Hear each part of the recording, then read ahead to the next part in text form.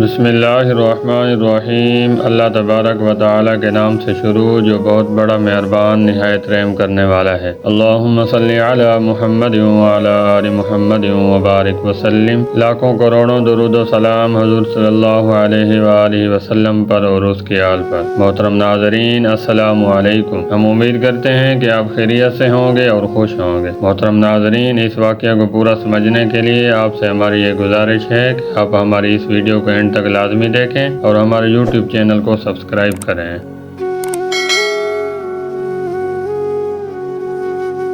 محترم ناظرین، دنیا کی تاریخ میں آپ نے بہت سے ایسے واقعات اور تاریخیں پڑھی اور سنی ہوں گی، لیکن آج کی اس ویڈیو میں جو ہم آپ کو تاریخ بتانے جا رہے ہیں شاید آپ نے پہلے کبھی نہ سنی ہو۔ اگر ہم چند ان باتوں اور اصولوں پر عمل کر لیں تو انشاءاللہ تبارک و تعالی اللہ تعالیٰ کا ہم پر خصوصی کرم ہوگا۔ محترم ناظرین، جب عثمانی ترکوں کے پاس کوئی مہمان آتا تو وہ اس کے سامنے کہوہ اور سادہ پانی پیش کرتے۔ محترم ناظرین، اگر مہمان پانی کی طرف ہاتھ بڑھاتا تو وہ سمجھ جاتے کہ مہمان کو کھانے کی طلب ہے، تو پھر وہ اس مہمان کے لیے بہترین کھانے کا انتظام کرتے تھے۔ محترم ناظرین، اگر وہ مہمان کعبے کی طرف ہاتھ بڑھاتا تو وہ جان لیتے کہ مہمان کو کھانے کی حاجت نہیں ہے۔ محترم ناظرین، اگر کسی گھر کے باہر پیلے رنگ کے پھول رکھے نظر آتے تو اس کا یہ مطلب ہوتا کہ اس گھر میں مریض موجود ہے، آپ اس مریض کی وجہ سے گھر کے باہر شور شرابہ نہ کریں اور عیادت کو آ سکتے ہیں۔ محترم ناظرین، اور اگر گھر کے باہر سرخ پھول رکھے ہوتے تو اس کا یہ اشارہ ہوتا کہ گھر میں بالغ لڑکی ہے، لہذا گھر کے آس پاس بازاری جملے نہ بولے جائیں۔ اور اگر آپ پیغام نکاح لانا چاہتے ہیں تو خوش آمدید، آپ نکاح کا پیغام لے کے آ سکتے ہیں۔ محترم ناظرین، انہوں نے گھر کے باہر دو قسم کے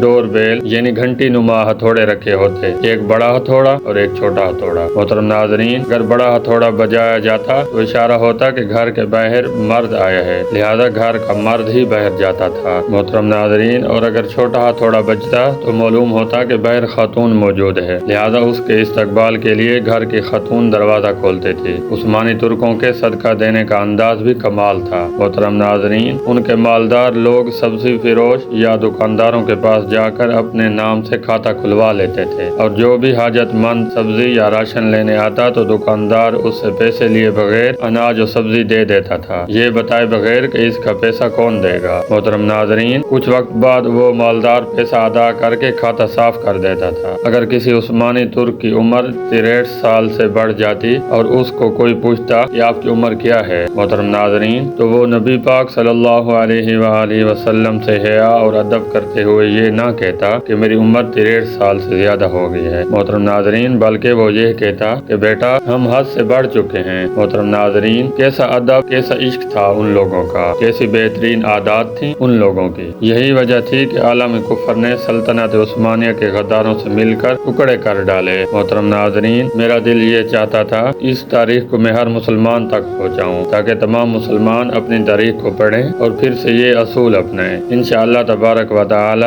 اللہ پاک کا ہم پر خصوصی کرم نازل ہوگا۔ محترم ناظرین، ہماری اللہ تعالیٰ سے دعا ہے کہ اللہ تعالیٰ ہر مسلمان کو اور ہمیں بھی اپنی قبر کی تیاری کرنے کی توفیق عطا فرمائے، آمین ثم آمین۔ ہم امید کرتے ہیں کہ ہماری آج کی یہ ویڈیو آپ کو پسند آئی ہوگی۔ اگر ہماری آج کی یہ ویڈیو آپ کو پسند آئی ہے تو ہمارے یوٹیوب چینل کو سبسکرائب کریں، اس ویڈیو کو لائک کریں، شیئر کریں اور کمنٹ باکس میں اپنی رائے کا اظہار کریں۔ بہت شکریہ۔